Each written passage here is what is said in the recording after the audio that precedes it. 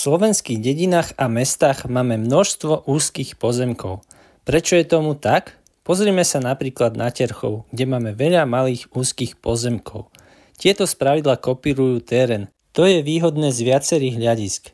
Pri obrábaní nemusíte chodiť do kopca a takisto takéto usporiadanie pozemkov zabraňuje tomu, aby bola pôda odplavovaná pri dažďoch.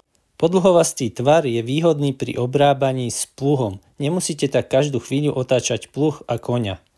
Úzke pozemky však nie sú len na poliach, ale aj v zastávanom území.